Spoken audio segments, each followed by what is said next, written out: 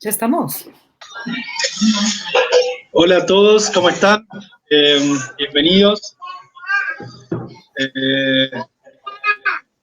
Vamos a dar comienzo al tercer encuentro de conversaciones sobre industrias culturales. Este ciclo que empezamos hace un par de semanas en el Departamento de Humanidades y Artes de la Universidad Nacional de Avellaneda, junto con el CUICA, con el Centro Universitario para las Industrias Culturales de la Argentina. Estamos muy contentos de tener esta charla de hoy con destacadas personalidades de la industria audiovisual en la región.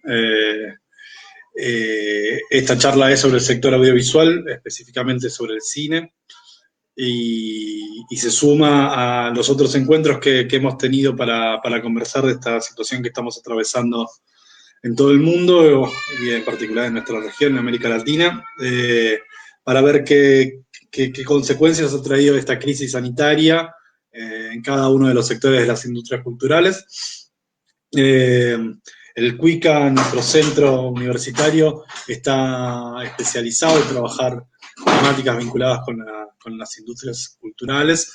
Tenemos un centro donde formamos en oficios culturales y también generamos investigaciones en torno a estas. Hemos hecho algunos informes de las situaciones en Argentina y trabajamos en esa línea, y nos parecía un aporte importante para tener testimonio de lo que está pasando en cada uno de los países, generar estos conversatorios, y le damos la bienvenida a los cuatro. Pablo es de la casa, pero también lo sumamos a esa bienvenida y a este ciclo, y agradecerles mucho por estar acá. Así que, Pablo, te paso la palabra y empezamos con la charla. Muchas gracias y buena charla. Bueno, gracias, Nico. Bienvenidos a todos. Laura, Andrés, Santiago. La verdad que íbamos a hacer 5, estamos con un pequeño problemita. Me avisó Cristina que está con un problema de conexión y que probablemente pueda entrar luego. Esperemos que sí, así tenemos la charla completa. Pero bueno, vamos a ir comenzando con quienes estamos, que tenemos bastantes cosas para hablar. En realidad, un poco, primero me gustaría contextualizar por qué esta charla y cómo se dio. La idea es, como estamos en el Centro de Industrias Culturales, era trabajar el tema del cine desde la mirada de los empresarios del cine, de las personas que llevan adelante empresas audiovisuales, que tienen que sostenerlas en el tiempo, ¿no? Digamos, la empresa audiovisual, para los que no son del sector, tiene características muy especiales porque no tiene actividades continuas, se desarrolla en base a proyectos, y entonces no es la única, obviamente, hay muchos tipos de empresas que se desarrollan solo por proyectos, pero eso le da características muy especiales, y nos interesaba porque se está hablando del trabajo, de los protocolos, de muchas cosas que son muy importantes en el marco de la pandemia, pero no encontramos muchas miradas sobre qué está pasando con las empresas y con cómo se llevan adelante estas empresas, cómo se desarrollan proyectos, qué pasa en el medio de este problema. Después, porque, bueno, pareciera que digamos, estábamos en una situación de normalidad que la pandemia y el aislamiento han recortado, y lo cierto es que la normalidad para las empresas de cine no es tal, y a mí en ese sentido me interesa sobre todo una mirada en la región de cuál era la realidad de cada país al momento de empezar la pandemia, porque ya era compleja en todos nuestros países por distintos motivos. No es la misma situación la de México que la de Chile, que la de Colombia, que la de Argentina. Y entonces un poco tenía que ver con, primero, situarnos en ese lugar, decir, bueno, a ver, ojo que la normalidad de la que hablábamos era esta, venimos con esta serie de temas y la pandemia suma estos otros o no, plantea estos desafíos o plantea estas problemáticas, etc. Y después me interesaba particularmente la mirada regional y la mirada de hacia dónde creemos que vamos después de esto, ¿no? O sea, qué pasa a futuro con este tema, qué creemos que va a pasar y qué queremos que pase, que son dos cosas a veces muy diferentes. Entonces, bueno, quiero agradecerles muy especialmente tanto a Laura como a Andrés, como a Santiago, a todos por Lo que les voy a proponer es que hagamos una primera introducción donde cada uno cuente un poco la situación en que se encuentra su país, en que se encontraba al empezar esto y qué pasó con la pandemia y con esta situación particular. Y también que se presente y que plantee lo que le parezca que vale la pena plantear. Luego vamos a ir un poquito más a algunos temas puntuales, pero primero quería como empezar con este recorrido. Como anfitriones, Santiago, te voy a pedir que seas el primero en romper el hielo, así que le voy a pedir a Santiago Galelli, Reycine, su empresa, Argentina, en serio, muchísimas gracias por estar. Santiago nace en Buenos Aires en el 86, ha producido películas como Sama, Acusada, La Reina del Miedo, Temporada de Casa, es un productor muy emprendedor, su empresa Reycine está enfocada al cine de autor y a las coproducciones internacionales. En este momento es el vicepresidente de la Cámara de la Industria Cinematográfica Argentina, la presidenta Vanessa Ragone, Santiago es el vicepresidente y juntos están haciendo toda una tarea muy importante en relación de cómo afecta a las empresas este momento. Y bueno, además es miembro de la Comisión Directiva de la Academia de Cine de Argentina y es reciente miembro de la Academia de Hollywood. Bueno, a modo de presentación un poco para que los que no te conocen te tengan ahí enfocado. Y bueno, te agradezco nuevamente que hayas venido y te paso la palabra. Gracias a vos, Pablo. Si alguna vez me caso, quiero que seas vos el que me presente porque hiciste una gran tarea. Me caigo bárbaro de repente.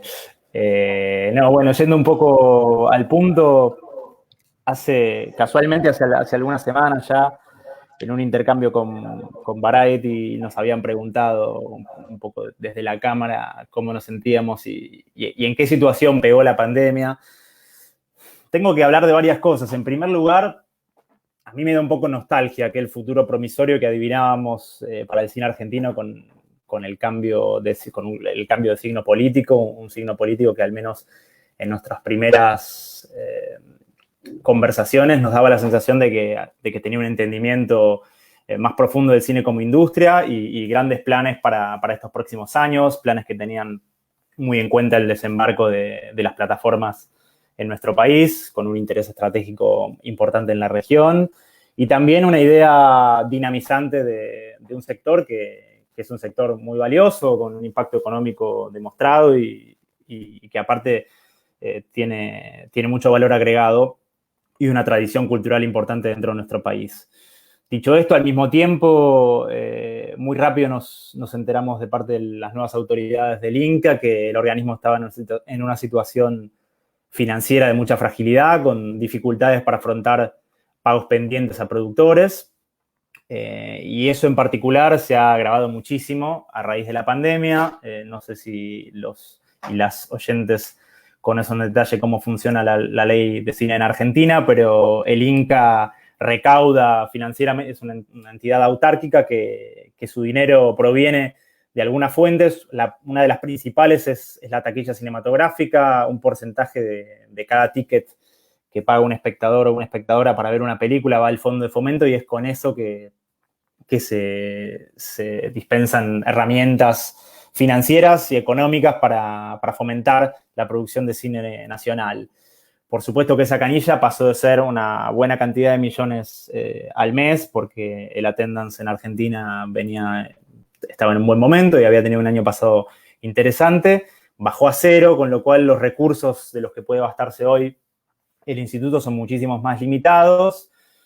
Han flexibilizado algunas exigencias estos últimos meses tratando de hacernos la vida posible, no digo más fácil porque es dificilísima la situación de los productores, ahora voy a entrar un poco más en detalle, pero bueno, la verdad es que en estricta observancia de la ley de cine es complicado dar soluciones a una situación de excepción como la que se vive y que está conmoviendo junto con la industria cinematográfica muchas otras, pero que creo que nos tiene a nosotros en un lugar especialmente complicado, al menos en nuestro país. Por un lado, la situación de las empresas es muy, muy delicada, vienen de años donde ha sido muy difícil mantener las estructuras mensualizadas y estos mismos costos son apremiantes. Y en este momento, bueno, la incertidumbre en los mercados y en la escena internacional es muy grande, es muy difícil sostener desarrollos casi sin ningún margen de previsibilidad y nosotros tenemos aparte condiciones macroeconómicas que pueden ser tremendas, como por ejemplo la realidad cambiaria argentina, la negociación de la deuda, la decisión del presupuesto a destinarse a la cultura, digamos, un montón de cosas que no nos resultan para nada indiferentes, pero que por supuesto en el marco de la pandemia es difícil también visibilizar un reclamo sectorial sin que parezca que soslayamos la causa sanitaria, que es, por supuesto, principal. Al respecto, puedo decir que por el momento la Argentina, bueno, obvio está en cuarentena, está en lo que llamamos confinamiento preventivo obligatorio, lo que al momento impide los rodajes y la exhibición también, o sea, también los estrenos, que no sean en plataformas online. Se está trabajando desde distintos sectores en protocolos que desde la Cámara al menos sabemos que serán complicados de instrumentar y seguramente muy onerosos. La verdad es que hemos relevado bastante todos los protocolos que han ido germinando en la región y también en otros países. La mayoría de estos protocolos tienen problemas de implementación que tendremos que ir viendo cómo sortear. Todos designan a un responsable o una responsable que asegure su cumplimiento. Por otro lado, hay un problema que todavía no se ha salvado, que es la situación de las aseguradoras y de los contratos laborales.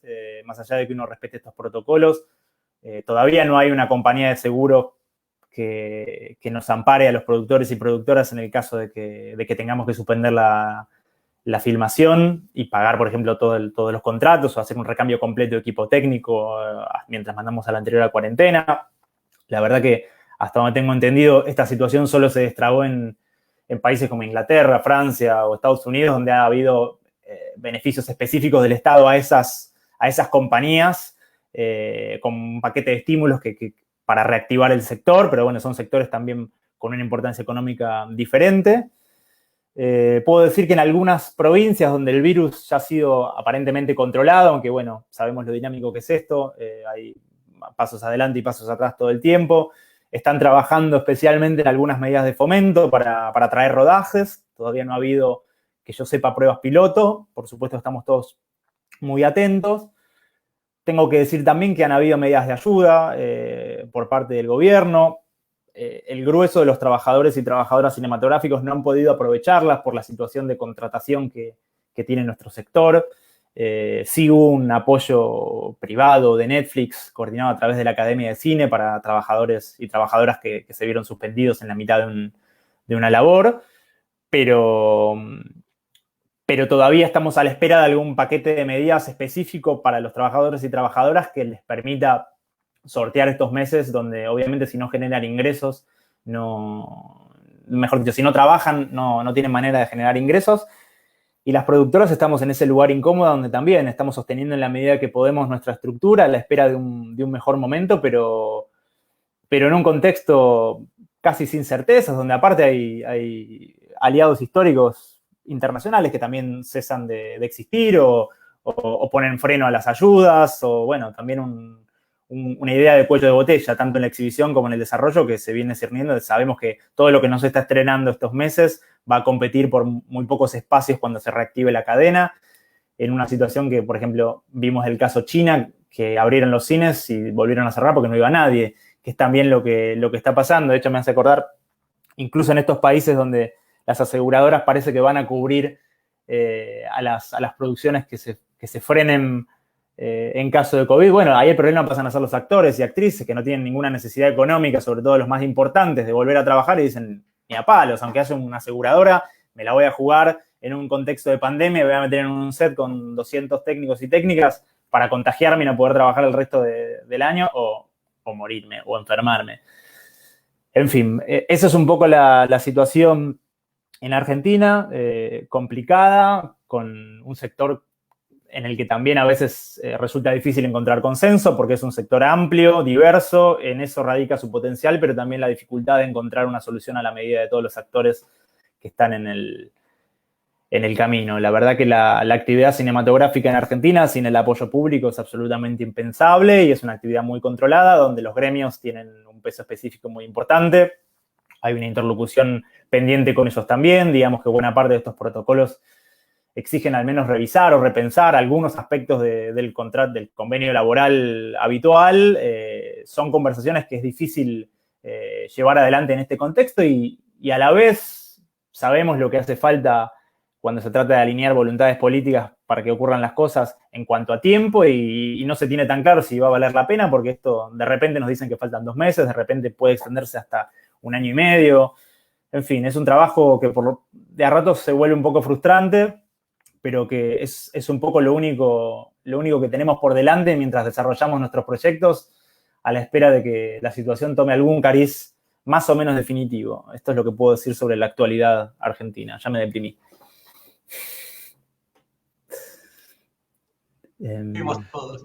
Quédate tranquilo que nos deprimimos todos juntos, Santiago. No hay... No, bueno, me quedo con algunas cosas que son, me parece, bastante similares en todos lados, ¿no? Uno viene escuchando este tema de la preocupación, por un lado, por el tema de los protocolos, porque todos los protocolos son muy lógicos en función de pensar, bueno, a ver, ¿qué es todo lo que hay que hacer para que esto se pueda hacer? La multiplicación de los costos no la está haciendo nadie, entonces como que lo que uno escucha normalmente es, hay que hacer todo esto, el responsable es el productor y que lo pague el Estado. Y nosotros sabemos que esto nunca es tan así, que es muy difícil de implementar, que es muy difícil después de controlar, con lo cual esta dinámica de los protocolos es compleja, más allá de que todos estamos de acuerdo en que hay que hacer lo que hay que hacer, ¿no? Pero la forma de llevarlo adelante no va a ser sencilla, me quedo con eso por un lado, por el otro lado con el tema de los seguros, que ya saltó muy fuertemente en España, ¿no? Cuando se habilitó la posibilidad de firmar, no había nadie firmando porque no había forma de asegurar los equipos de trabajo, se tardaron como 2 o 3 semanas en intentar entrar en algo cuando ya estaban habilitados y estaban todos desesperados por firmar. Y después me quedo con otra cosa que es realmente compleja, que es que, como decía, nuestra actividad es una actividad proyectual, con lo cual si nosotros en una hipótesis simpática dijimos, mañana se termina todo y volvemos, el volvemos dentro de 3, 4, 5, 6 meses, no es mañana. Entonces el sector, toda la gente que trabaja en esto, no solamente necesita una ayuda en este momento, sino que la van a necesitar a posteriori, ¿no? Entonces, digo, me parece que eso va a ser medio igual en todos los países, pero también me parece que era interesante, como decía, de que a nosotros nos agarra esta situación en un cambio de gobierno, con un cambio de políticas, por suerte, con gente que nos puede escuchar, pero con un instituto devastado económicamente, donde la mitad de sus ingresos desaparecieron porque no hay entradas de cine. Bueno, una situación muy compleja que será de distintas maneras en los distintos países y de eso vamos a escuchar un poco.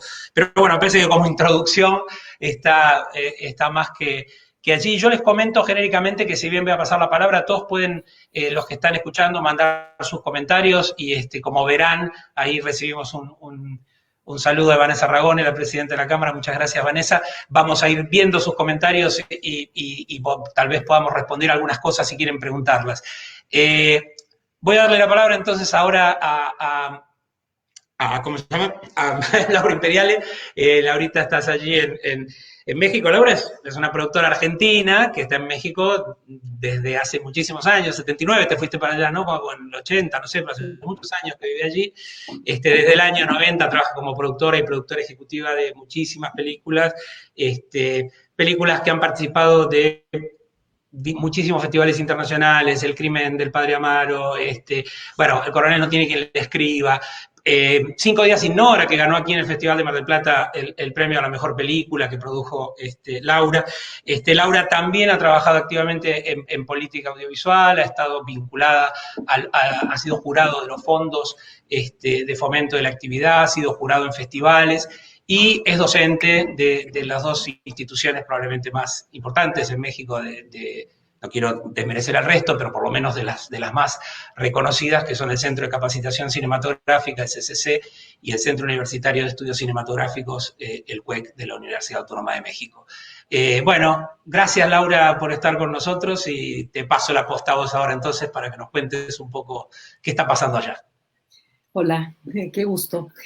Bueno, ¿qué está pasando aquí? Mira, creo que, digamos, todo lo que pasa después, ya lo dijo muy bien Santiago y que lo podemos retomar, pero ¿cómo estaba la situación en México cuando se decidió parar todo?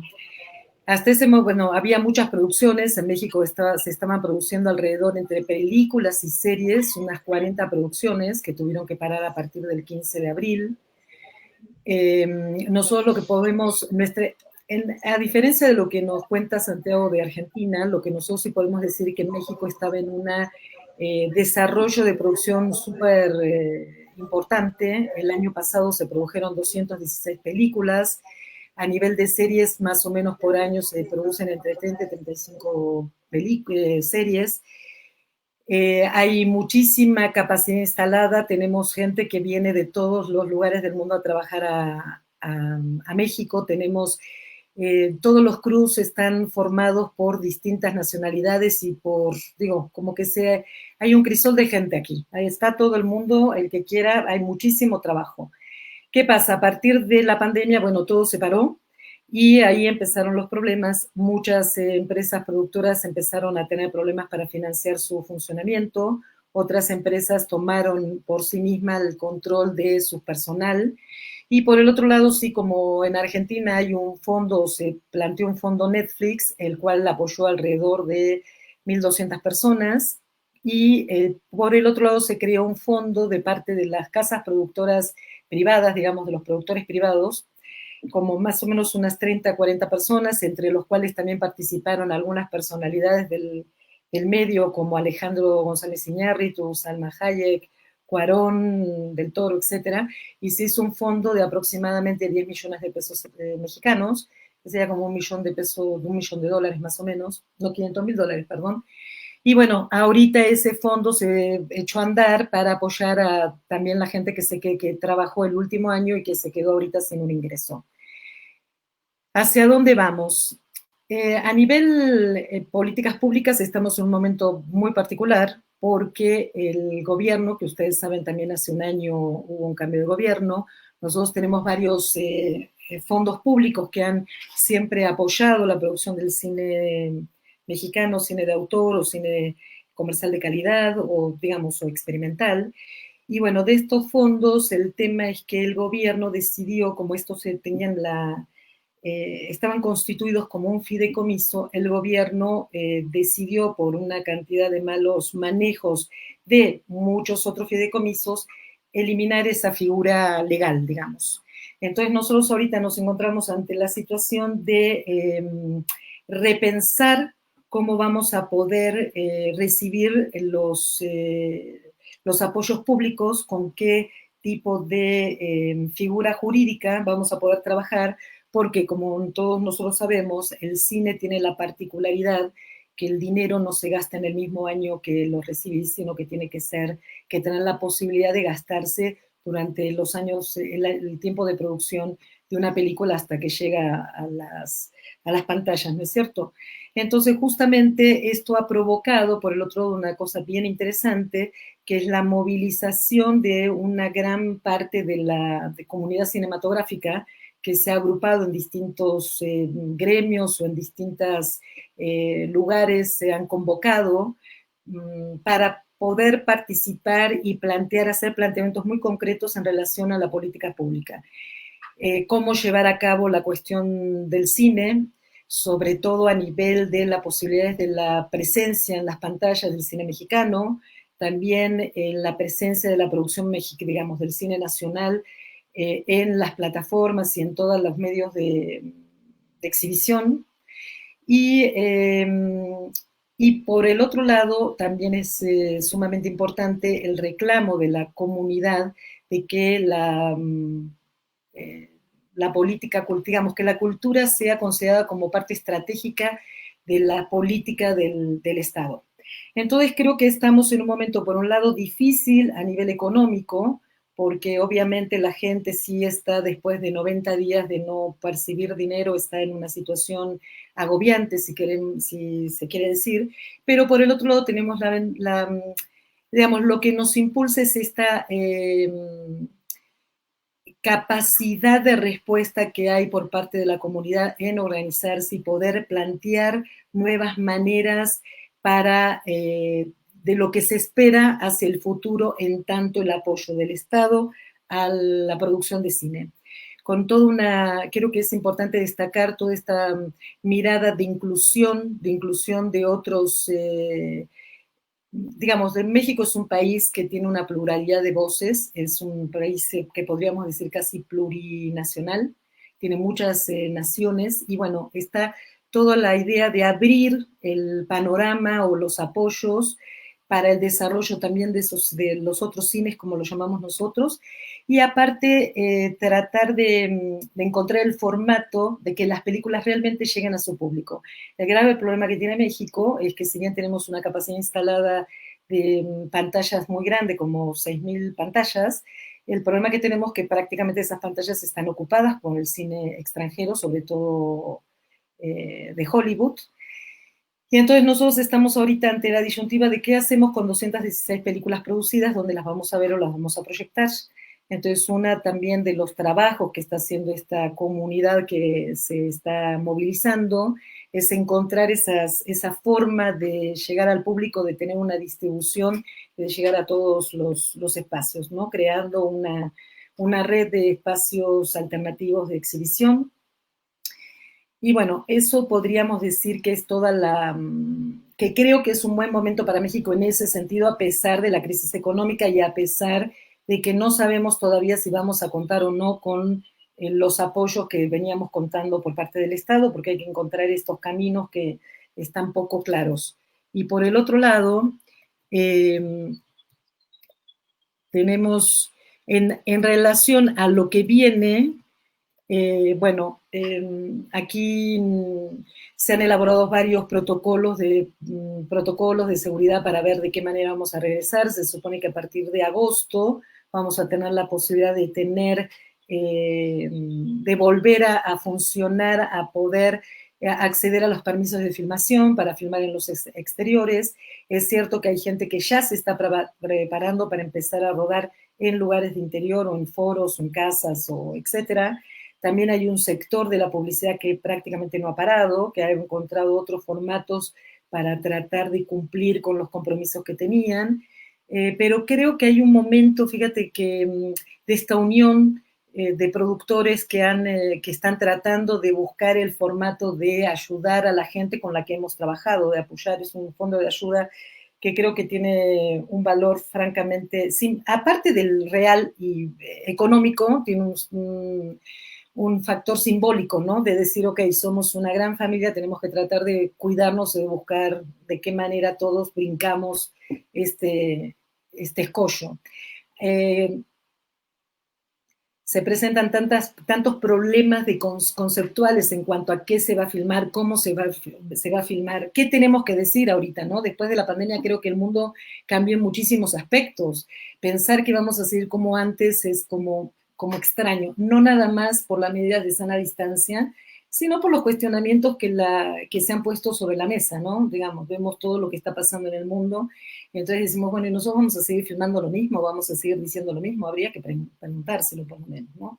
Y creo que es algo que es un tema que sí está puesto sobre la mesa, por lo menos en la mayoría de las discusiones dentro del ámbito cinematográfico, y me parece que eso es positivo, a pesar de la tragedia económica, digamos, ¿no? Bueno, ahí la mirada es una oportunidad, ¿no? O sea, siempre en estos esquemas aparecen situaciones novedosas. Me parece que hay una parte de esto que decís que no es tan nuevo, pero que lo que sucede es que se empieza a desperdigar y a socializar. Quiero decir, toda persona que se ha dedicado a la producción, y bueno, ustedes son gente que produce películas, pero bueno, también series, televisión, pero básicamente la producción de cine, sabe que sin la estructura de las leyes, de los fondos, o sea, de las medidas de protección, es imposible filmar. Y esto se empieza a entender en esta crisis más globalmente, y muchas otras gentes que no se acercaban a estas discusiones se empiezan a acercar. Eso es bueno. Creo que también ahí pones el pie en un lugar. El otro día leía el informe de Geda y FIPCA sobre la situación de las pantallas en Latinoamérica. Lamento decirte que el 90% de las pantallas americanas de toda Latinoamérica están cubiertas, y de Hispanoamérica, por el cine norteamericano, y que el espacio para el cine nacional es cada vez menor. Esto no es nuevo, lo conocemos, viene de hace rato. Me parece que se abre una discusión sobre si, esto decíamos al principio, ¿no? Un poco si esa normalidad es a la normalidad que queremos volver, ¿no? o si queremos y podemos hacer algo en función de esa normalidad. Creo que es cierto que para los que por ahí manejan menos, el FOPROCINE y el FIDECINE son los dos fondos centrales del fomento a la producción independiente, a la producción autoral mexicana, y son los que entraron en riesgo, desaparición en este momento por la anulación de los fideicomisos, y esto es lo que se está discutiendo un poco en México, cómo recomponerlo, esencial, fundamental, imprescindible para que se pueda seguir filmando. México tiene una característica diferencial por su cercanía con la industria americana y por el peso de sus figuras en esa industria, y la vuelta fue muy visible en estos días, la figura de Iñárritu, de Cuarón, ¿no? Volviendo a hablar con el presidente, a decirle, che, hay que hacer algo con el cine en México. Digo, eso tiene un peso muy importante.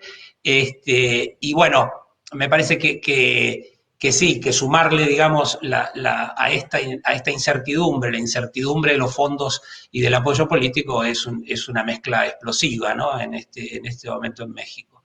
Pero bueno, no creo que esté mucho mejor Chile, que venía de una situación muy compleja social, no solamente cinematográfica, ¿no? No sé desde cuándo está el parate. Voy a presentarte, Andrés, primero, después te voy a invitar a hablar.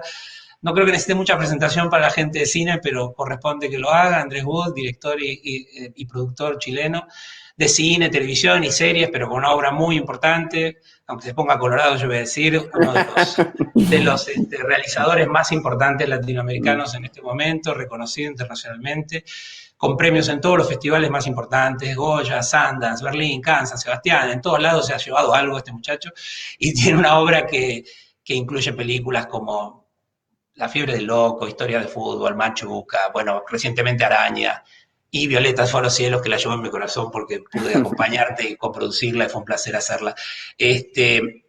Pero bueno, hay cosas que la gente no sabe. Andrés, que además de ser un gran realizador, es un perspicaz economista, y además es productor y ha producido series de televisión, y tiene una formación económica muy sólida que se esconde atrás de su talento como autor, pero que está allí. Entonces nos interesaba especialmente tu mirada como productor en este momento y en esta situación especial que está atravesando Chile, ¿no? Gracias, Pablo, por la presentación, por la invitación, pero realmente me es difícil hablar porque estamos en una situación particular, y ahí yo quiero ser bien sincero. Voy a hablar a partir porque hay muchas productoras en Chile. Voy a llegar a la mirada general, pero voy a contar un poco de la historia de la productora de nosotros, que está viviendo realmente tiempos que no viví una productora que tiene más de 20 años, y que justamente en la intención de crear un grupo de trabajos permanentes, de alguna manera ver cómo se obtienen recursos en una cinematografía mucho menos desarrollada que Argentina y México, y donde el valor, hay que pensar que no habían escuelas de cine hasta el año 90 en Chile, y de alguna manera hemos sido parte de una reinvención del cine, tanto para el público como para la producción, para el Estado, para la sociedad. Y ahí es curioso porque a nivel país hay algo que el cine también es reflejo de lo que está pasando, obviamente, en la industria, y hay un entusiasmo que se desvanece y se va desvaneciendo de a poco. Hay un gran entusiasmo que hace que salgan muchos realizadores en la década de los 2000, técnicos, la sensación de que se puede construir algo importante, reconocimiento internacional, se gana hasta un Oscar, que para nosotros era como una cosa impactante, 2 Oscars, de hecho, con un corto, pero de a poco hay algo que no somos capaces como grupo, como sí lo han sido ustedes en México y en Argentina, de darnos un valor político potente. Me cuesta entender bien más allá de la unión, porque finalmente se han creado asociaciones de productores, de directores y guionistas, de actores, de técnicos, pero de alguna manera no hemos sido capaces de hacer ver la necesidad e importancia de la industria audiovisual. Y hemos caído como en una especie de cómo va la economía, es cómo nos tratan. Y eso, obviamente, en una situación como la actual, hace crisis. Nuestra crisis, nosotros, volviendo a la productora se crea y dice, oye, hagamos para tener ingresos permanentes y no solo equipos por proyecto. Nosotros nos metimos en la televisión, en la publicidad y en el cine. Y de alguna manera esa vieja idea, que resulta poco, pero que a nosotros nos resultó, de financiar el cine o de alguna manera tener una base para meterse en el cine a través de la publicidad, nos duró hasta hace muy poco. Y ese muy poco tiene que ver con que hace unos 4 o 5 años, digamos 4, parte la penetración del mundo digital, que empieza a provocar estrago en la cantidad de avisaje en las televisiones normales, digamos, y poco a poco se va minando y se va haciendo más complejo ese mundo, y eso afecta a las televisiones. Entonces, 2 de los más importantes, finalmente, clientes o financistas para nosotros era la publicidad y la televisión, empiezan a reducirse y se reducen a su mínima expresión, te diría que el 2019 ya. Esto, como decía Pablo, culmina, hay un descontento social muy potente que explota. No sé si ustedes están tan conscientes de cómo funciona eso, pero explota y provoca gran incertidumbre. De alguna manera es como el alegato a años, de alguna manera, del sistema total, y eso hace que finalmente la televisión y la publicidad ya se hundan totalmente. En eso estamos 3 o 4 meses y entramos en pandemia. O sea, estamos nosotros hace 8 o 9 meses en una crisis muy importante. Otra fuente de ingresos del mundo audiovisual en Chile es los servicios de producción, que estaban funcionando bastante bien. Obviamente, con un país con un tema social importante, no dejaron de venir todo el verano, que era una temporada importante, y después, ahora con ¿cómo se llama? Con la pandemia, ¿para qué decir? Entonces, estamos en una situación crítica, donde nuestra capacidad de alguna manera de ser tratados especialmente es bastante pequeña o nula. Efectivamente, como en Argentina y supongo que en México, hay ayudas a la empresa a través de créditos blandos, a través de protección al empleo, ocupando subsidio al desempleo, pero estamos en una situación muy compleja. Yo nunca he estado así, nunca en estos 20 y tantos años, y lo más grave es que siento que no hay una perspectiva de tener esta idea de tener una productora que tenga un equipo permanente y de que se pueda mantener con otras maneras aparte del cine, que casi al cine nunca le hemos exigido eso, porque de alguna manera en Chile los fondos estatales también se congelaron hace tiempo. Nunca vi una visión, por eso me da mucha pena que no esté la persona de Colombia, porque es como un modelo para nosotros donde el Estado tiene una visión, donde de alguna manera se crean las condiciones para que vengan a filmar, para desarrollar la industria. Y nosotros, pese que hemos hecho esfuerzo, pese que el Estado es consciente y efectivamente, si comparamos el subsidio cero en el año 90 al de hoy día, es relevante, no hemos sido capaces de políticamente lograr una convicción de que es importante que existan el audiovisual chileno. Y eso es responsabilidad de todos, obviamente nosotros los productores, pero el día a día es tan duro que finalmente a veces cuesta la labor más política. Entonces, ¿qué viene para el futuro? Yo lo estoy viendo muy, muy negro, sinceramente. El futuro, yo no sé cómo están sobreviviendo a las otras productoras. En general, ¿qué sucede en Chile? Es que hay muchas primeras películas, muchas primeras series, pero la segunda, tercera se hace muy difícil.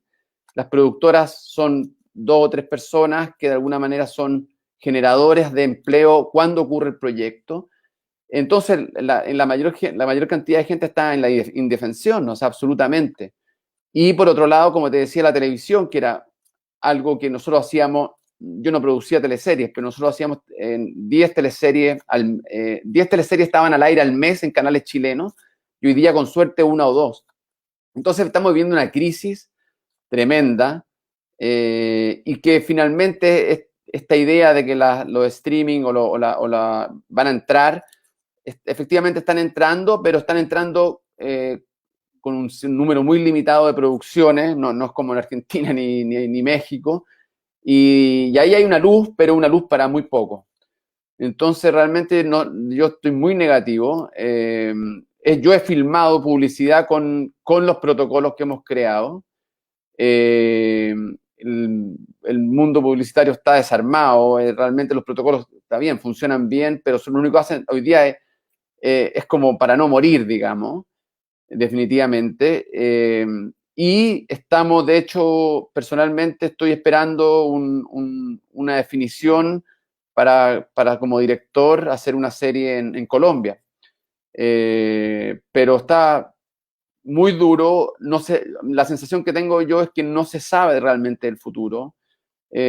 Todos quieren ser positivos, de que en agosto vamos a estar filmando, vamos a estar, no sé, y al menos Chile no tiene controlado absolutamente el COVID, el virus, y esto no se me ocurre quién va a quedar vivo después de esto.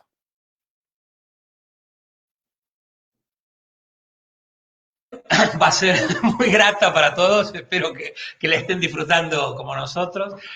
No, bueno, a ver, me parece que es un baño de realidad, que es evidentemente lo que preveíamos que podíamos escuchar en cuanto a la situación. Creo que se da una paradoja que veo que se está conversando también en el chat y que es real, que es que cada vez más, digamos, las OTT crecen y crecen y crecen, ¿no? Esta manera de llegar virtualmente a todas las pantallas y de meterse en el bolsillo y en los ojos y en la cabeza de toda la gente, cada vez requiere más contenidos, pero cada vez es mayor el espacio, digamos, de concentración y de uniformización del discurso en esos contenidos, y cada vez son menos los que viven de esos modelos, ¿no? Como decís, evidentemente es una resolución para pocos, ¿no? O sea, le sirve a pocos que se esté produciendo en el mundo a través de las pantallas, ¿no? De estas pantallas nuevas. Quiero decir, si somos un poco justos, no es muy distinta a la concentración que existió siempre, ¿no? Quiero decir, nosotros en la Argentina tenemos 1000 pantallas y de las 1000 pantallas las manejan 5 grandes distribuidores y 5 grandes exhibidores que los lunes determinan qué se ve en toda la sala del país, y esto se replica números más, números menos en todas las pantallas del mundo, con lo cual ese nivel de concentración existía. Lo mismo pasaba en las televisoras. Lo mismo pasaba en el cable, porque si bien uno tiene la ilusión de muchos canales de cable, había 2 o 3 operadores que decidían todo lo que subía o no subía como señales allí, y lo mismo está pasando hoy con las plataformas, ¿no? Una gran concentración en pocas manos de la decisión de qué se ve y qué no se ve, y si bien la necesidad de contenidos es muy grande, también es cierto que estas pantallas, estas empresas ya están internacionalizadas y globalizadas a niveles tales que con producir un poco en cada lugar van cubriendo las necesidades de todo su espacio de exhibición, y ese poco en cada lugar obviamente no resuelve los problemas de ningún sector, ni del de Chile, ni del de México, ni del de Argentina, porque si bien vos decís, probablemente en México y en Argentina haya un poco más que en Chile, también es más grande el volumen del sector y proporcionalmente es igual de problemático, digamos, la cantidad, ¿no?, que se resuelve o no. Me parece que, bueno, ahí hay algo que ahora te pasó, Seba, Santiago, pero hay algo que me parece que se pone de manifiesto, y yo, nada, cuando digo estas cosas, y en general en el ámbito empresario no suenan bien, pero vamos a decirlas una vez más, así como se toma conciencia en la pandemia brutalmente de que la salud no puede quedar en manos del mercado, la cultura tampoco. Y la realidad es que si no cambiamos la forma de pensar, los modelos en los cuales se produce la cultura, que garanticen diversidad, distintas identidades, la posibilidad de que esto circule, de que todos nos veamos reflejados en todas las pantallas y que este material pueda existir. Lo cierto es que si quedan solamente limitadas a las posibilidades que da el mercado, las posibilidades de producción, cada vez va a ser para menos gente y para espacios más concentrados, ¿no? Y sí, algunos van a sobrevivir, y está bien.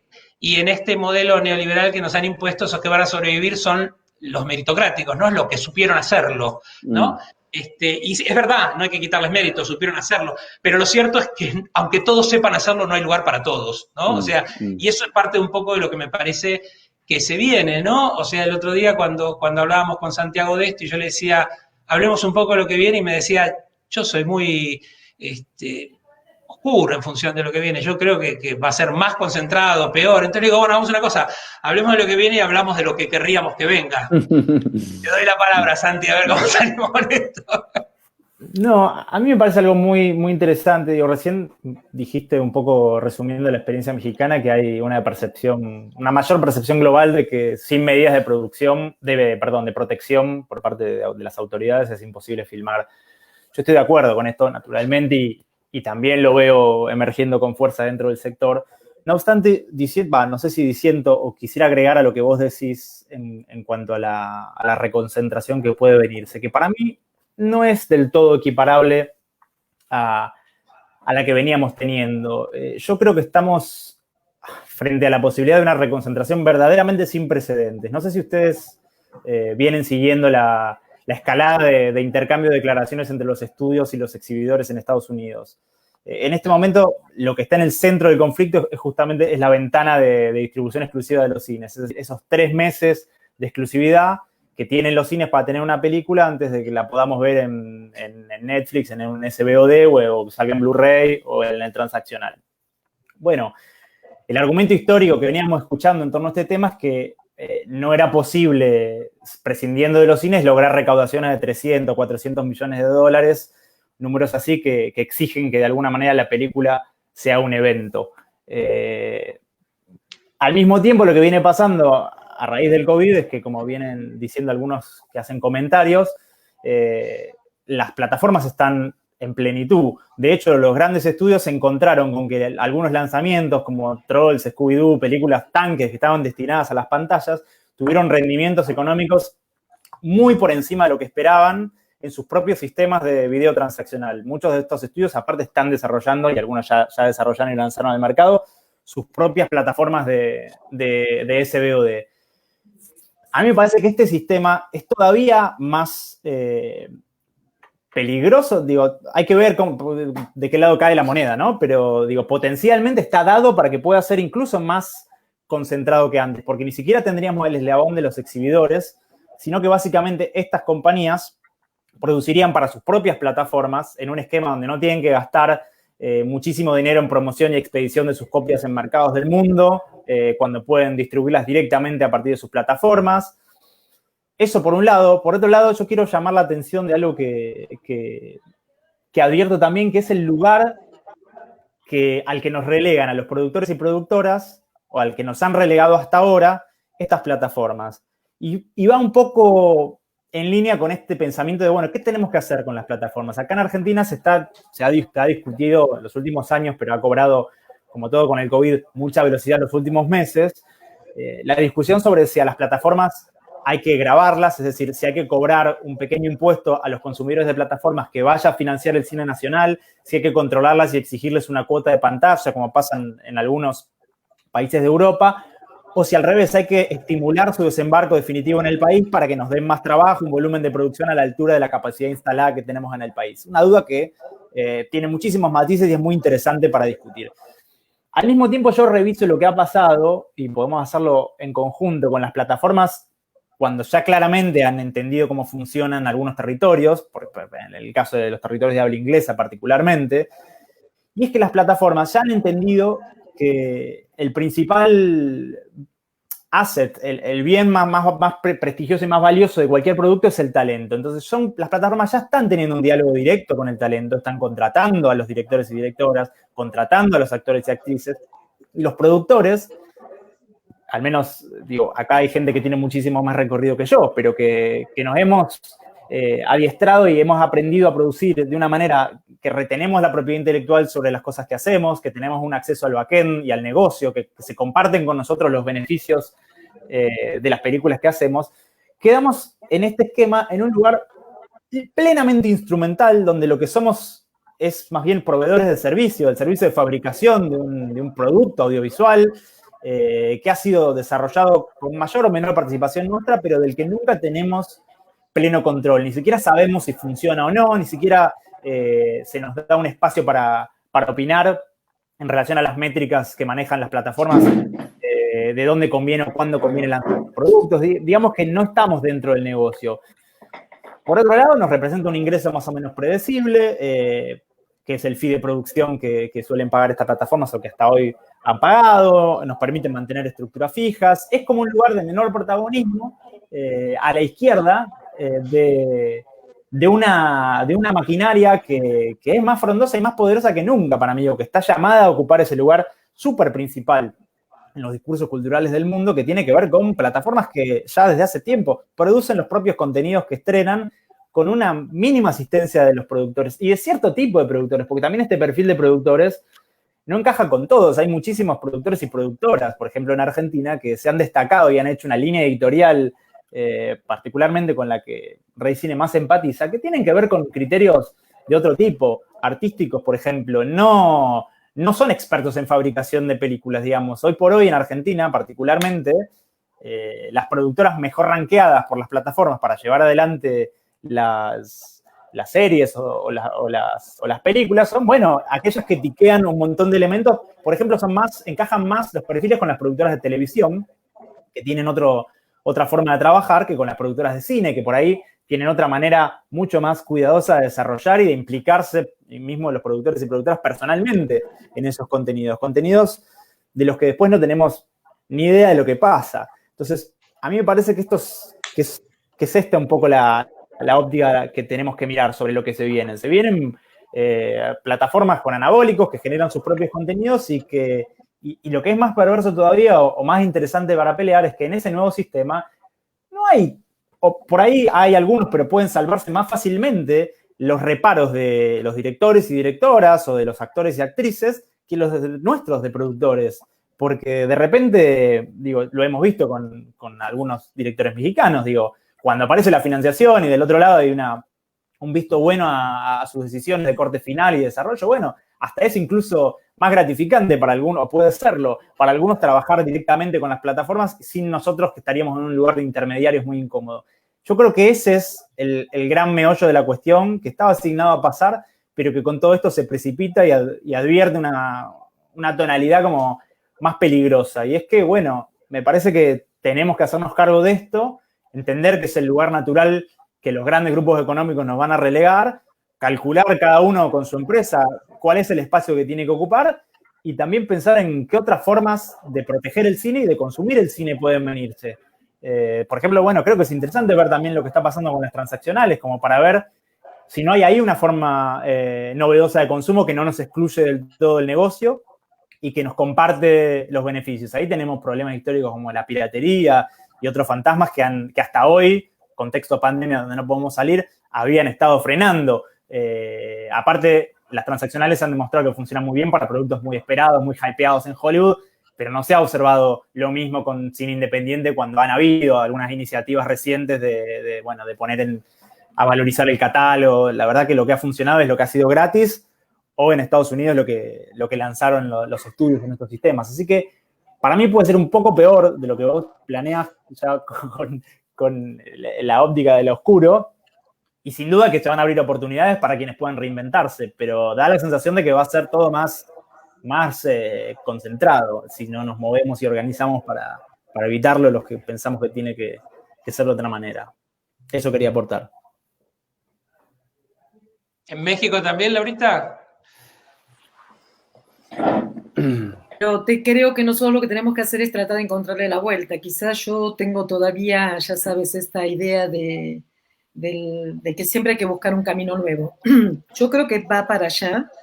Creo que lo que tenemos que trabajar son políticas públicas que limiten esta invasión o esta que nos pasen por encima. Yo creo que hay que hacer eso, que es un poco lo que estamos tratando de hacer nosotros aquí, en tanto ver si realmente las plataformas van a pagar un impuesto, si parte de ese impuesto puede ponerse en este fondo de producción, ver de qué manera podemos lograr que haya mayor presencia de nuestros productos en esas plataformas, y que no seamos nada más maquiladores, porque sí nos están relegando a ser maquiladores, y creo, y tiene razón Santiago, que nosotros como productores somos los que quedamos más aplastados en toda ¿no? En todo este círculo, porque en realidad sí, nos contratan para que seamos empleados freelance para ellos, no como productores de contenidos realmente.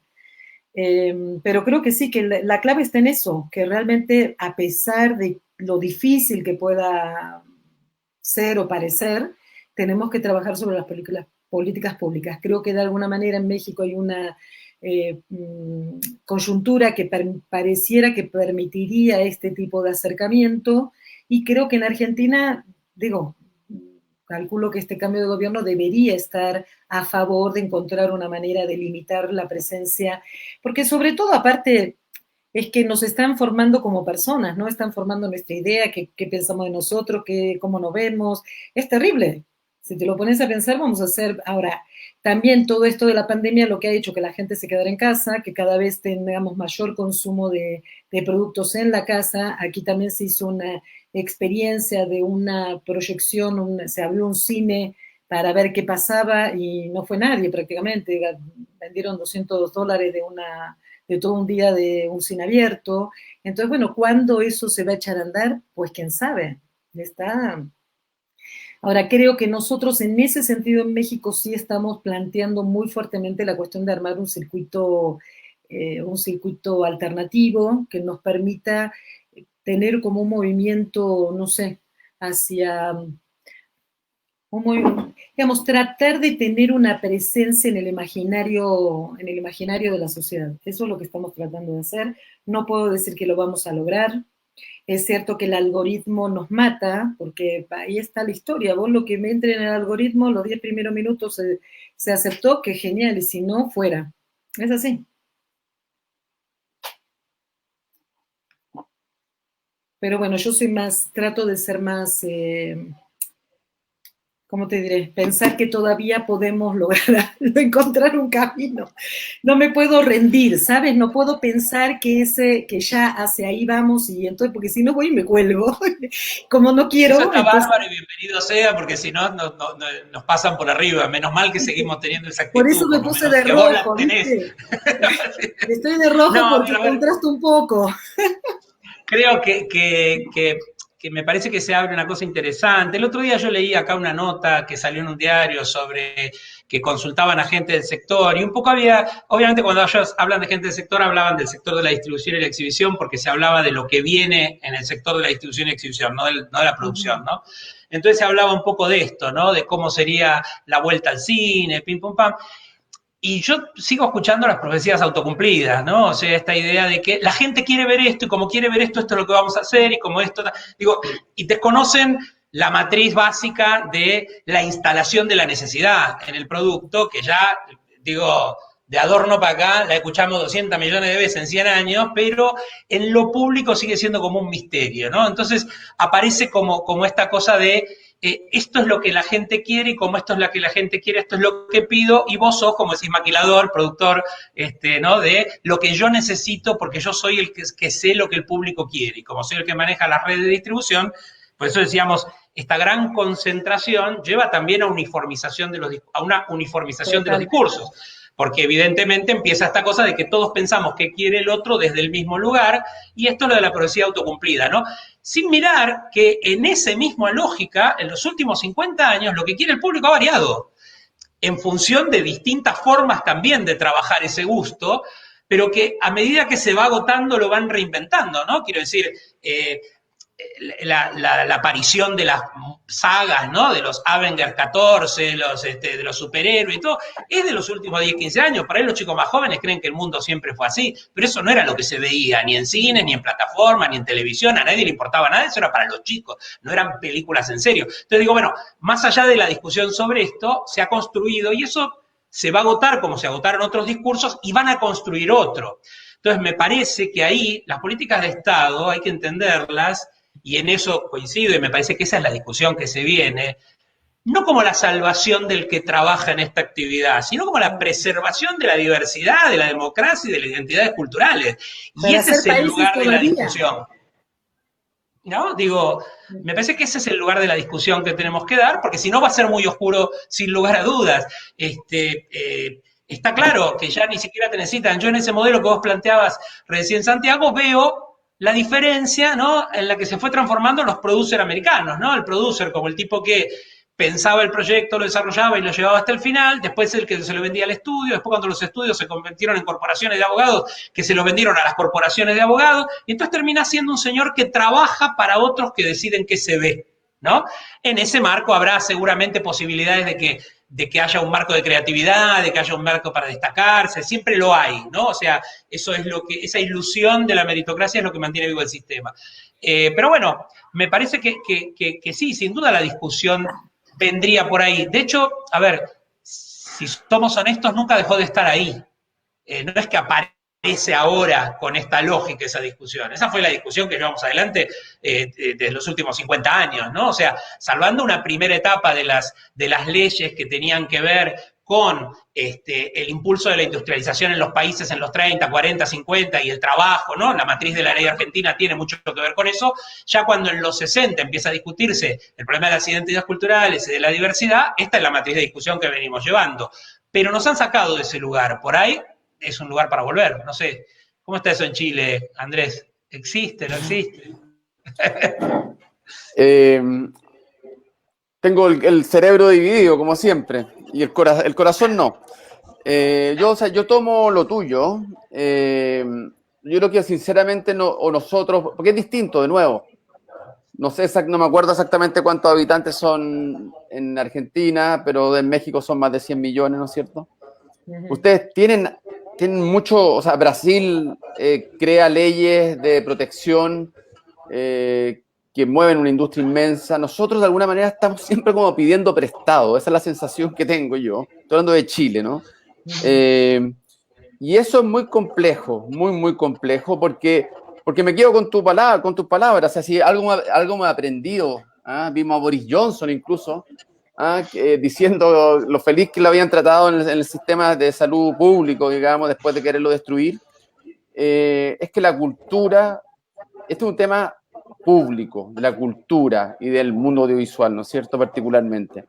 Y eso nos ha costado mucho comunicarlo, mucho convencerlo, y en la medida que no seamos capaces realmente de ser originales y cambiar justamente los incentivos de producción y los incentivos de distribución y de alguna manera empezar a ganarnos la audiencia, que también es un tema súper irrelevante frente a un monopolio de oferta. Entonces, ¿cómo la vamos a ganar? Si finalmente es ridículo la diferencia de espacio y de los medios, etcétera, etcétera, ¿no?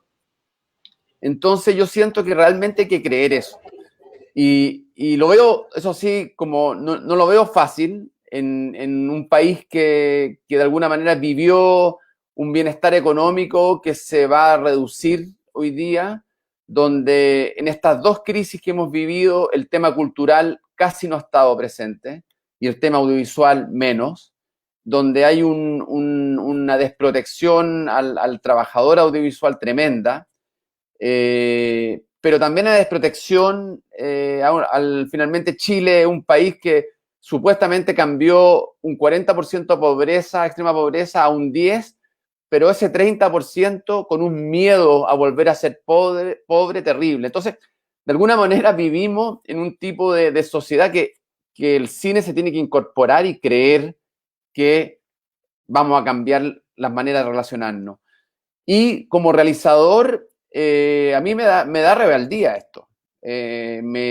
Como que a mí no me van a callar, y de alguna manera piensa que yo la primera película, el año 97, Historia de Fútbol, fue la única película chilena que salió en sala. Así estaba el cine chileno, después de la vuelta a la democracia, después de que los realizadores que fueron héroes filmando en Chile o vivieron en el exilio, volvieron a Chile, intentaron hacer un pacto que se llamó Cine Chile a través de un préstamo blando del Banco de Estado, y ese pacto no tuvo apoyo político. El primer fracaso de la película, la primera película que le fue mal, lo cortaron. Y fue una generación o los realizadores más importantes de esa época endeudados hasta hoy día con esas películas. Ese es Chile de alguna manera también, ¿no es cierto? Entonces, o cambiamos la manera de ver las cosas, o como productor digo, ¿no? O esto no tiene vuelta, o como realizador digo, no nos van a callar, no nos van a callar, y ahí está, por eso digo, el dilema, ¿no es cierto?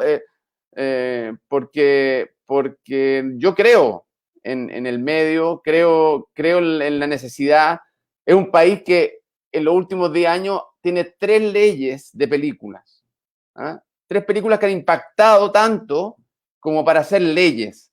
Entonces es un país que se relaciona con el cine, pero somos tan triunfalistas también porque vivimos en ese mundo del incentivo concreto. Y si la película no va al festival tanto, o no dicen que es buena afuera, o no sé, no tiene vida casi. No sé, de alguna manera somos esclavos o de los festivales, que de alguna manera también limitan nuestra mirada, yo pienso muchas veces, o de la industria, que también tiene una mirada absolutamente simplista de nuestra realidad. Entonces es complicado, es difícil.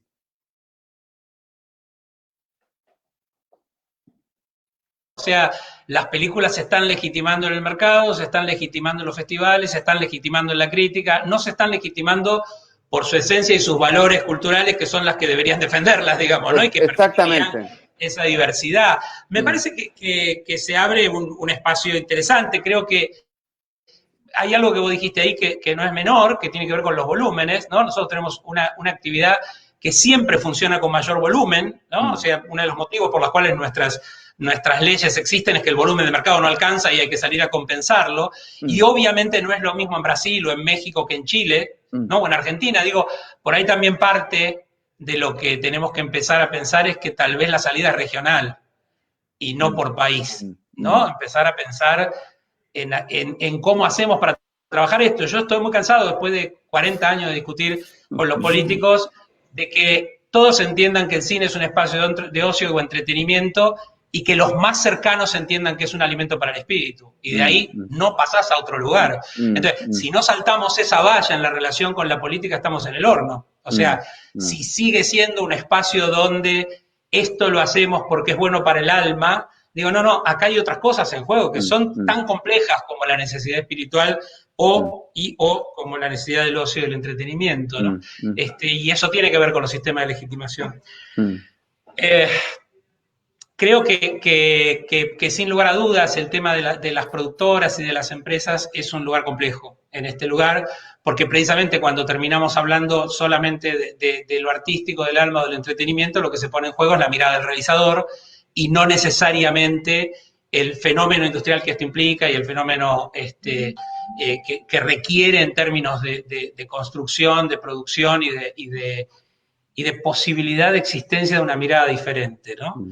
Me gusta que estén ustedes acá, porque son productores que han pensado como productores integrales, que han pensado cómo armar una estructura, que han pensado cómo pagar los sueldos, que han pensado cómo mantener en el tiempo la estructura, pero han hecho películas como Sama, 5 días sin Nora, Violeta se fue a los cielos, que no responden a nada de lo que el mercado dice que está esperando del sector, y sin embargo han demostrado que se puede hacer, ¿no?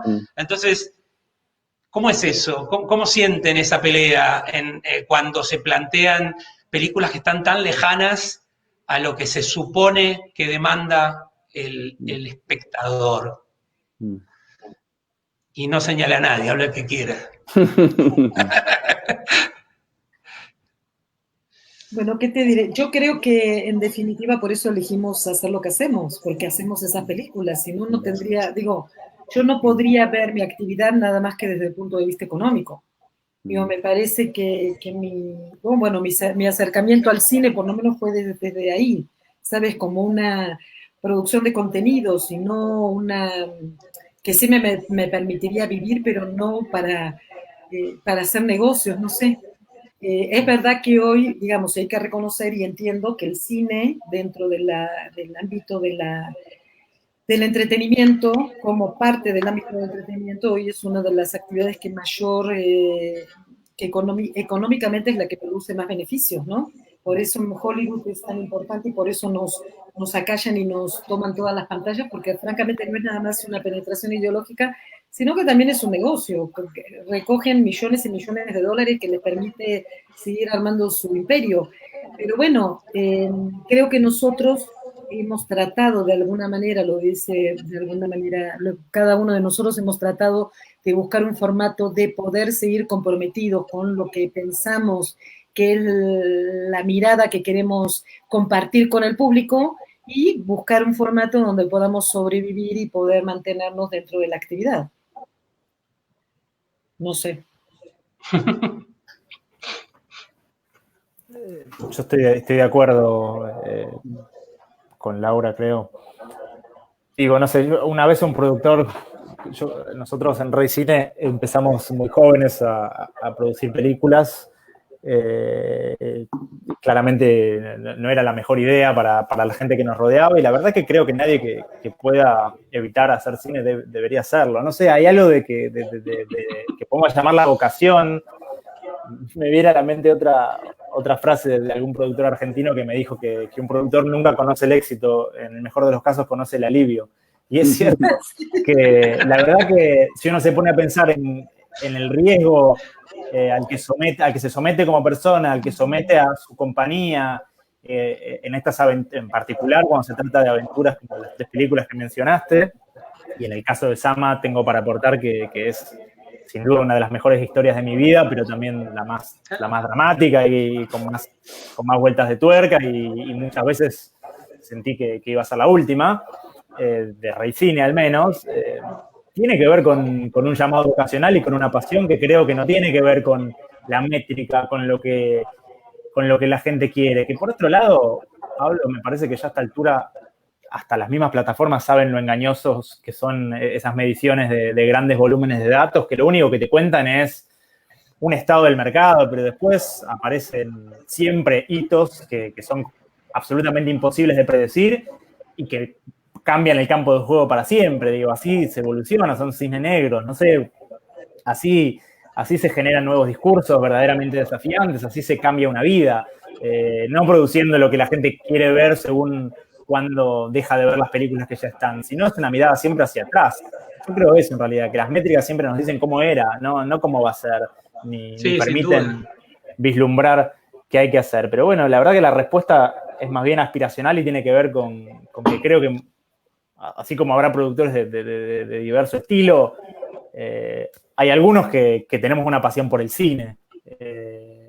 Digo, no sé, en Estados Unidos yo alguna vez que he viajado dije que era productor de cine y la gente automáticamente te pone en un lugar de millonario, empresario, como algo que no tiene nada que ver con lo que pasa en Europa o en Latinoamérica, donde se nos juegan otras cosas de la vida que elegimos y del tiempo que va, y del lugar a donde elegimos darle nuestro tiempo, nuestras mejores horas para que una película exista. A veces se trata de eso. En Sama para nosotros tuvo mucho que ver con eso, con alinear un montón de voluntades políticas, institucionales, privadas, que excedieron cuantiosamente a Rey Cine y tuvieron que ver con muchísimas otras productoras y entidades para que esa película existiese, porque valía la pena y fue contra viento y marea, y es también una recompensa, si vos lo llamás de alguna manera, que es incomparable con, no sé, con que te vayas, bueno, no sé, nunca me fue tan bien con una película, así que por ahí la riqueza es mejor. Pero, digo, no sé, yo siento que si la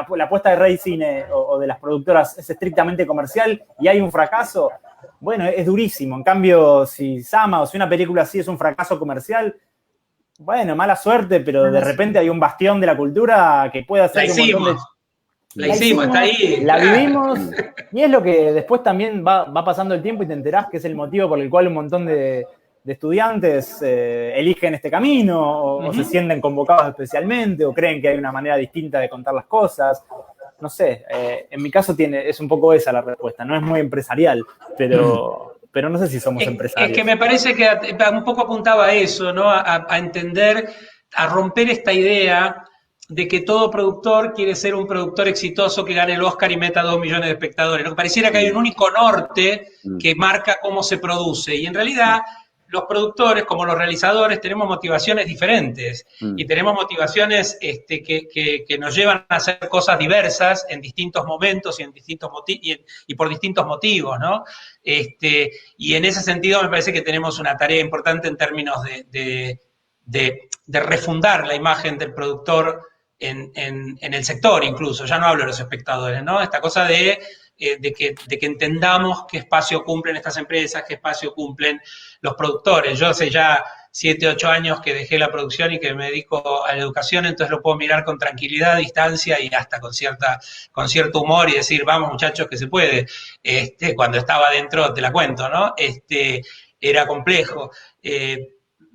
Me acuerdo que cuando empecé había un adagio que venía del teatro que decía, ¿cómo se hace una pequeña fortuna? Te preguntaban y dice, bueno, se hace una gran fortuna y se invierte en cine, ¿no? Y te queda una pequeña fortuna. Esa era un poco la idea de qué íbamos a poder hacer con esta actividad. Pero bueno, y lo otro que decías que me parece que también es cierto y también sirve para romper esto. Yo me acuerdo cuando me decías, no, los distribuidores, tráeme películas para gente entre 30 y 35 años porque es la gente que ya está madura, que ya sabe qué quiere gastar, que tiene dinero, que va al cine. Y de pronto en la Argentina se estrenó Tango Feroz, metió 2 millones de personas y todos los distribuidores te decían, tráeme películas para los pibes, que son los que van a la sala, que son los que quieren ver películas. Y a las 2 semanas se estrenó esta, que era Las Cosas del Querer, y metieron 1 millón de jubilados de más de 80 años. Y me decía, tráeme películas para los viejos que no tienen nada que hacer y les gusta ir al cine.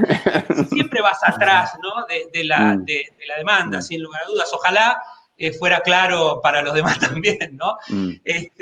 Bueno, quiero agradecerles muchísimo la participación y darles, no sé, 1 minuto o 2 para que cada uno se despida y diga lo que quiere decir. Para nosotros fue muy enriquecedor, para la universidad, para el Centro Universitario de Industrias Culturales de Argentina y para nuestros estudiantes. Y espero que también les sirva a la gente del sector. Esto va a quedar colgado en la página de la universidad, la grabación de esta charla, así que van a poder revisitarla o volver a verla si quieren escucharla. Pero bueno, les doy así, ya que hablaste último, Santiago, empiezo por Andrés y les doy el orden de salida para hacer una despedida.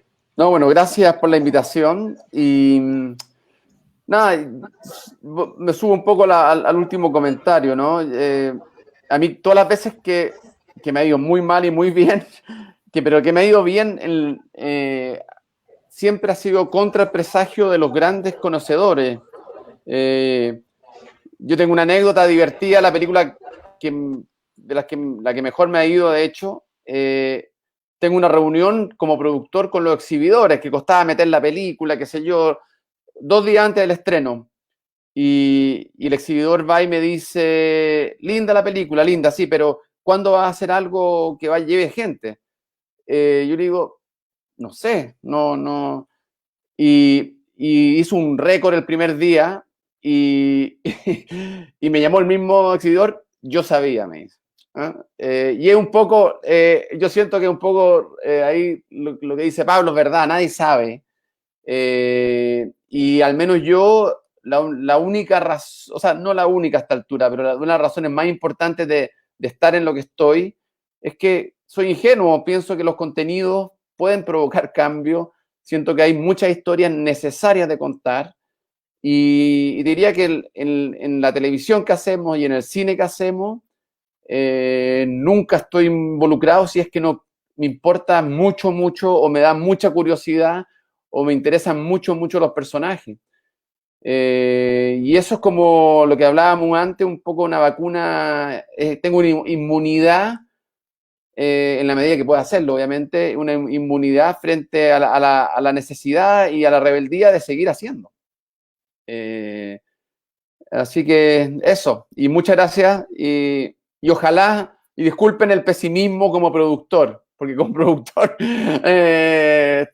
siento que estamos viviendo un momento o que realmente reaccionamos o la cultura en general, al menos en Chile, está en peligro de extinguirse. No se extingue porque los creadores van a seguir creando como sea, pero a nivel institucional.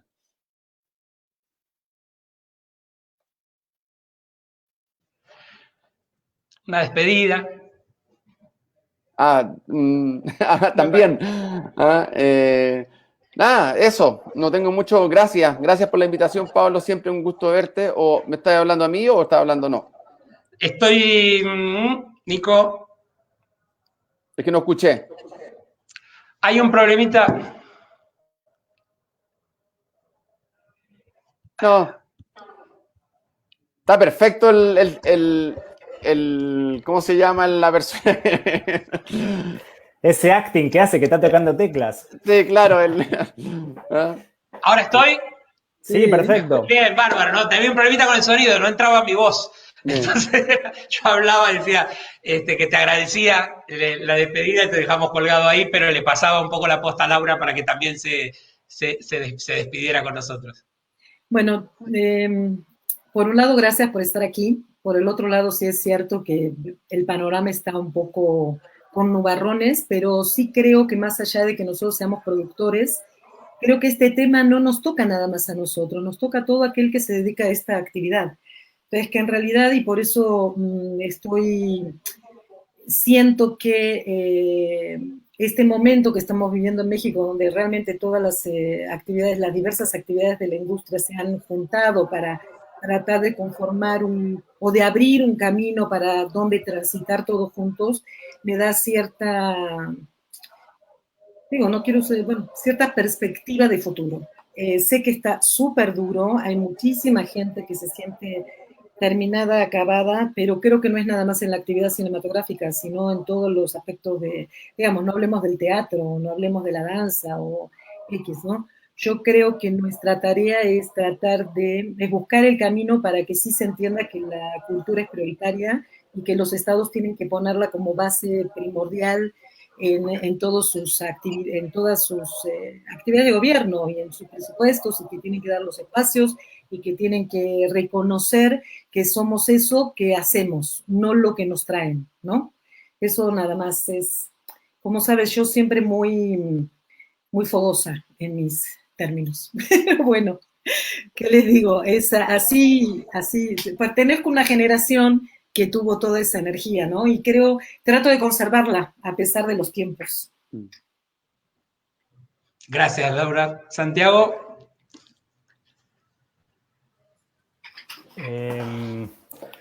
Bueno, no, por supuesto también agradecerte, Pablo, por el espacio y agradecer también a Laura y Andrés por enriquecer sobre las cosas.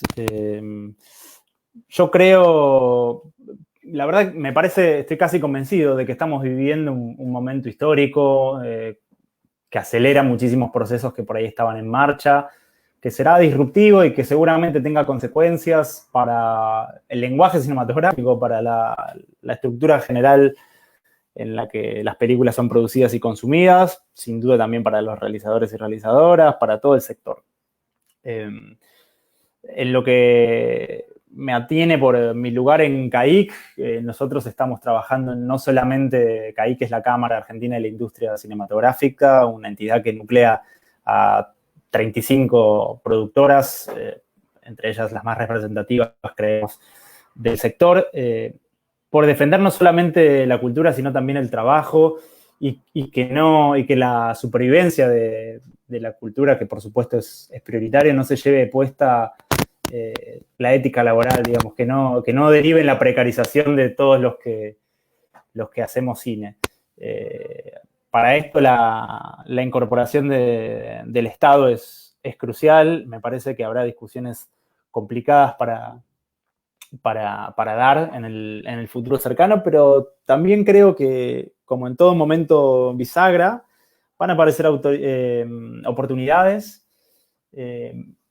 Quizás no todos podamos aprovecharlas, pero tenemos que también hacernos eco de un signo de época que tiene que ver con que esto que hacemos claramente tiene que ser defendido por encima del valor económico que tiene en los libros, y al mismo tiempo los que nos figuramos que hay otras maneras de capitalizar nuestro expertise en el lenguaje cinematográfico. Es interesante también. Estos últimos días estuve en contacto con otros colegas que están explorando los podcasts, los videojuegos, las experiencias interactivas. Hay una posible reinvención por ese lado que podemos también explorar ahora con otra perspectiva.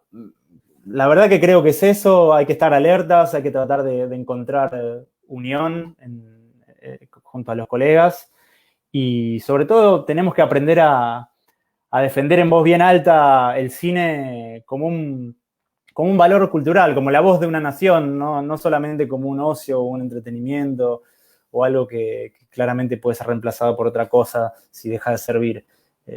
Digamos que es también un espacio de resistencia, es justicia social de alguna manera, y me parece que eso tenemos que tenerlo en claro desde todos los actores del sector. Quizás implique posponer algunas diferencias para cuando hayamos salido de la pandemia, pero en esta situación que es crítica en todos los niveles, pero que nos tiene a nosotros como desafortunados muy principales y en un lugar que claramente no es protagónico, bueno, hay que encontrar la forma de hacernos ver y de demostrar que esto, no sé, que la dicotomía entre más hospitales o más películas es falsa y que tenemos que militar todos por un ecosistema en la región donde las dos cosas son realidades y son derechos. Así lo entiendo. De nuevo, gracias y bueno, fue un privilegio estar acá.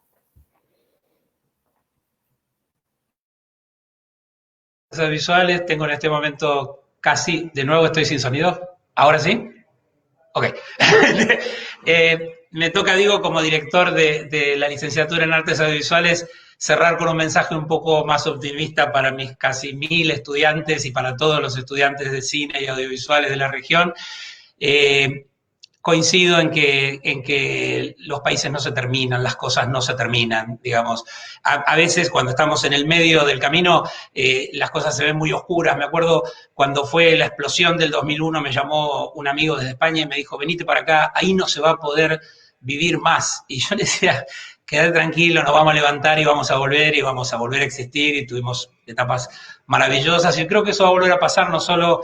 En ese momento tenía más que ver con Argentina, esta vez tiene que ver con el mundo y no con nuestro país en particular, pero sí creo que de que exista una posibilidad a futuro depende de esta energía, de esta voluntad y de estas ganas y de esta necesidad de expresarse, de crear y de hacer películas que ustedes tienen y que tienen todos los que quieren trabajar en esto. Peleemos para que tengan posibilidades y muchísimas gracias a todos.